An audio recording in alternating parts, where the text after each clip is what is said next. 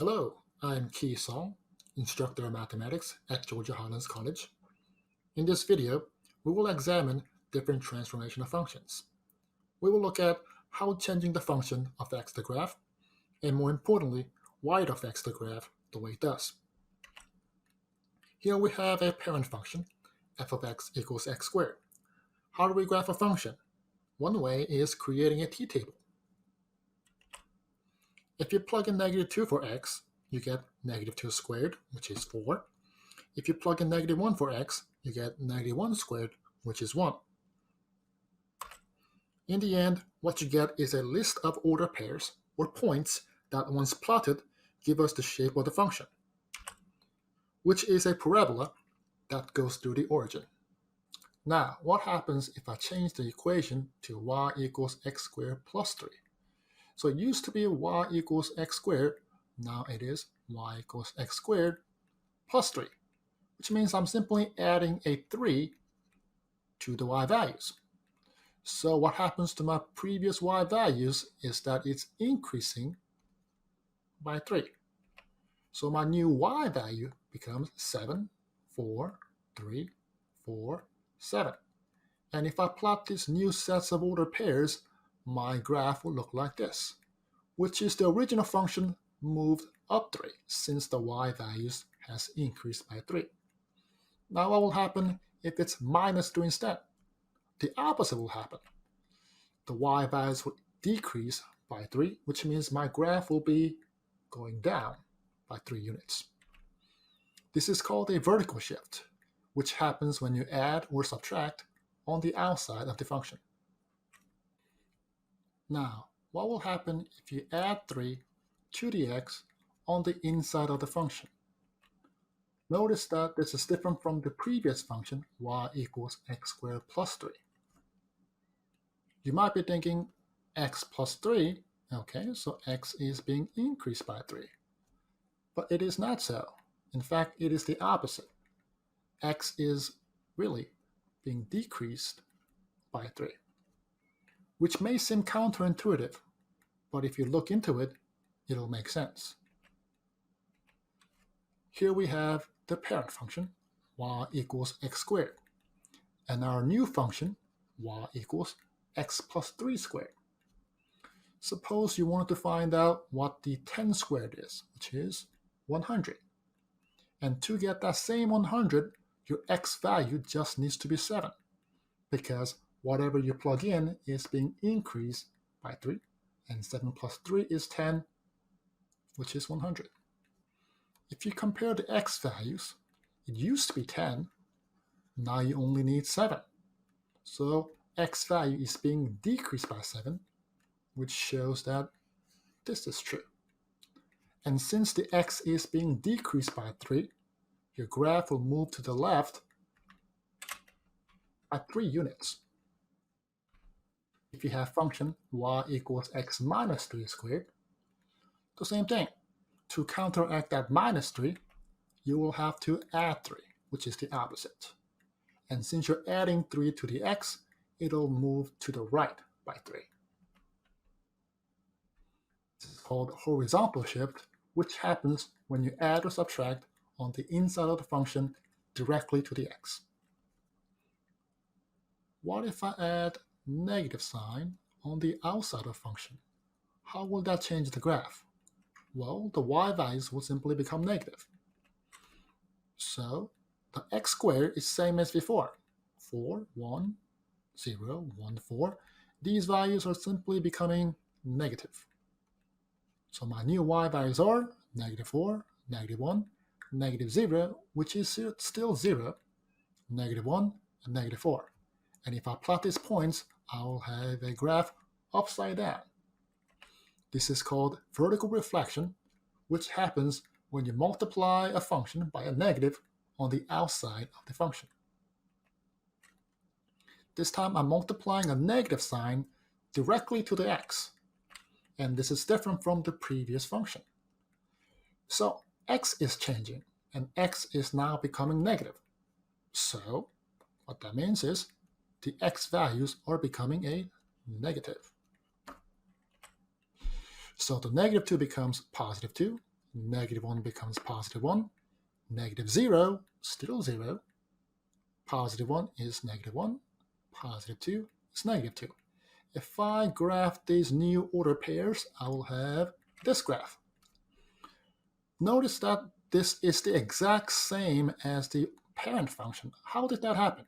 It seems like it has not moved at all, but it actually did. The point that was on here is now on this one. One that used to be here is now on the other side. Same thing. It has moved left and right across this y-axis because the positive x has become negative x. This is called the horizontal reflection, which happens when you multiply a function by a negative sign on the inside directly to the x. What if you're graphing y equals 2x squared instead of y equals x squared? So 2 is being multiplied. However, 2 is being multiplied on the outside of the function because the order of operation says you must take the exponent before you can multiply the 2. And since the 2 is being multiplied on the outside of the function, it's going to affect the y values. And the y values are going to be doubled because, as said, we must take the x squared first, which is same as the previous values, and then multiply by 2. So take the previous values, multiply them by 2. So your new y values are 8, 2, 0, 2, 8. So y values are being doubled, and you will have a graph that looks like this. So notice that the y value used to be 1, now it's 2. It used to be 4, now it's 8. So what has happened is that the graph has been stretched up and down vertically by a factor of 2. What if you have a function that is the opposite? Y is half x squared. So once again, this x squared must happen first because the order of operations. And then the y values will be halved. So that's what will happen. The previous y values for the parent function is going to be divided by 2 or multiplied by 1/2. So do just that. And then the y value will become 2, half, 0, 0.5, and 2. And if you plot these points, you will have a graph that looks like this. Once again, the graph used to be 1, height is now half. Height used to be 4, now it's 2. So this time, the height or the graph has been shrunken vertically up and down. So this is the vertical stretch and shrink, which happens when you multiply or divide on the outside of the function. Here we have y equals 2x in parentheses squared. This time, since the 2x is inside the parentheses, we must multiply the 2 and x and then square it, meaning 2 is affecting the x on the inside of the function. This is different from the before because before the 2 was on the outside of the function. I had to square first and then multiply by 2. So now, since it's affecting the x directly, it's going to change the x values. So will this be 2 times x? You should know the answer. It's not going to be like that. It'll be the opposite. Instead of multiplying by 2, as you would think, it is actually dividing by 2. So this is once again counterintuitive. So let's examine why this is happening. So just like before, let's say you want 10 squared. Since we have now y is 2x squared, my x just needs to be 5 to get that 10, because whatever you plug in is going to be multiplied by 2, giving me 10 squared, which is 100, same as before, 10 squared 100. So this is why you need half as much x value, because whatever you plug in is going to be doubled. So your graph is going to look like this. your x is halved, so it used to be 1, now it's half. It used to be 2, half. Same thing for the negatives. Now, y is 1/2 x in parentheses squared. So once again, half is affecting the x directly in the parentheses, so x is being affected. And instead of it being half, once again, counterintuitive, it'll be doubled instead. So double the pre-existing x values by 2, and again, -4, -2, 0, 2, and 4. And if I plot these points, I'll have a graph that looks like this. The x value is being doubled. It used to be 1, now 2. It used to be 2, now 4. This is a horizontal stretch and shrink, which happens when you either multiply or divide the x directly inside the parentheses. Let's summarize. Changing the function on the outside will affect the y values the way you think.